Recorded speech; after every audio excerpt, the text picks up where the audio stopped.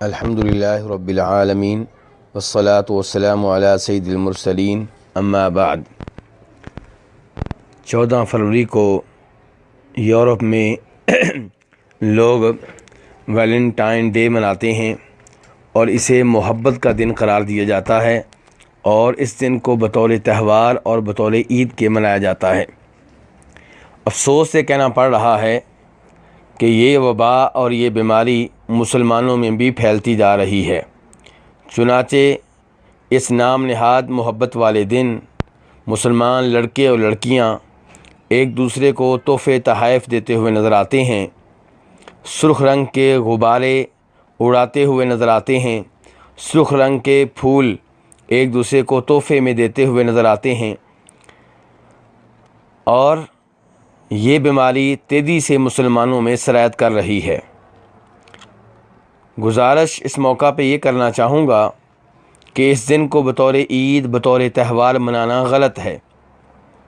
ایک تو اس لحاظ سے کہ اسلام میں 2 ہی عیدیں ہیں، تیسری کسی عید کی کوئی گنجائش نہیں ہے، اور اس بارے میں مشہور و معروف حدیث سب بھائی جانتے ہیں کہ نبی علیہ الصلوۃ والسلام نے اہل مدینہ سے کہا تھا کہ تمہاری جو عیدیں ہیں اللہ نے ان کے بدلے میں 2 عیدیں اور دے دی ہیں جو ان سے بہتر ہیں، اور وہ ہیں عید الفطر اور عید الاضحیٰ۔ یہ ابو داؤد اور ترمذی شریف کی حدیث ہے۔ اس سے یہ معلوم ہوا کہ نبی علیہ الصلوۃ والسلام نے مدینہ والوں سے یہ نہیں کہا کہ تمہاری 2 عیدیں بھی برقرار رہیں گی اور مزید آسمانوں سے 2 عیدیں اور نازل ہوئی ہیں، بلکہ آپ نے کہا کہ تمہاری جو عیدیں پہلے سے چلی آ رہی ہیں ان کے بدلے میں اللہ نے ان سے بہتر 2 عیدیں دے دی ہیں، یعنی کہ تمہارے والی عیدیں کینسل ہوئیں۔ تو اسلام میں 2 ہی عیدیں ہیں، عید الفطر اور عید الاضحیٰ، تیسری کسی عید کی کوئی گنجائش نہیں ہے۔ دوسرے نمبر پہ یہ دن منانا اس لحاظ سے بھی غلط ہے کہ اس میں کافروں کی مشابہت ہے، اور ابو داؤد شریف کی حدیث ہے، آپ علیہ الصلوۃ والسلام فرماتے ہیں من تشبہ بقوم فہو منہم، جو کسی قوم کی مشابہت کرے وہ انہی میں سے ہے۔ تیسرے نمبر پہ یہ دن منانا اس لحاظ سے بھی غلط ہے کہ یہ بے حیائی کا دن ہے، اور اسلام شرم و حیا والا دین ہے، بے حیائی والا دین نہیں ہے۔ جناب عبداللہ بن عمر رضی اللہ عنہما فرماتے ہیں کہ نبی علیہ الصلوۃ والسلام ایک آدمی کے پاس سے گزرے جو اپنے بھائی کو سمجھا رہا تھا کہ تم ہر وقت شرماتے ہی رہتے ہو۔ اس قسم کی باتیں وہ کر رہا تھا جن کا مفہوم یہ تھا کہ شرم و حیا ترک کر دو، تو آپ علیہ الصلوۃ والسلام نے سمجھانے والے سے کہا دعہو، اپنے اس بھائی کو اس کی حالت پہ چھوڑ دو، شرم و حیا برقرار رہنے دو، فإن الحیاء من الایمان، کیونکہ حیا جو ہے شرم و حیا ایمان کا حصہ ہے۔ تو میرے بھائیو، اس سے معلوم ہوا کہ مومن کی یہ نشانی ہے، مومن کے ایمان کا یہ حصہ ہے کہ وہ شرم و حیا والا ہو۔ لیکن آج افسوس سے کہنا پڑ رہا ہے ویلنٹائن ڈے کے نام پہ مسلمانوں میں شرم و حیا کو ختم کیا جا رہا ہے، اور بغیرتی کو اور زنا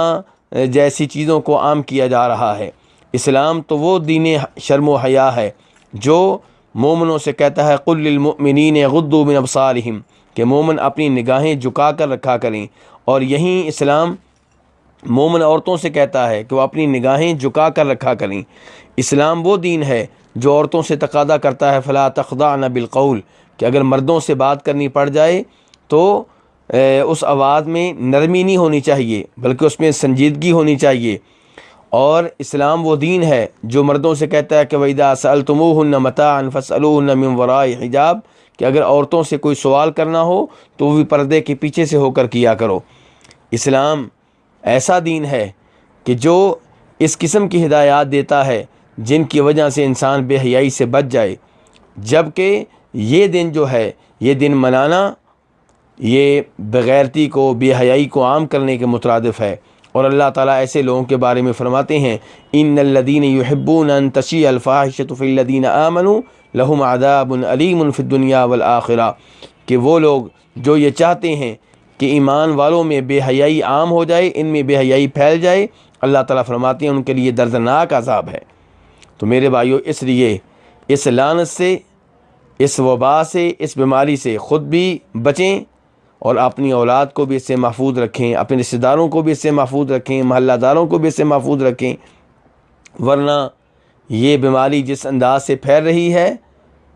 اس کے اثرات، اس کے برے اثرات ہم سب پہ پڑیں گے، دنیا میں بھی آخرت میں بھی۔ رب العالمین ہم سب کو اس سے محفوظ رہنے کی توفیق عنایت فرمائے اور دوسروں کو روکنے کی توفیق عنایت فرمائے۔ وصلی اللہ تعالی علی نبیہ محمد وآلہ وصحبہ اجمعین۔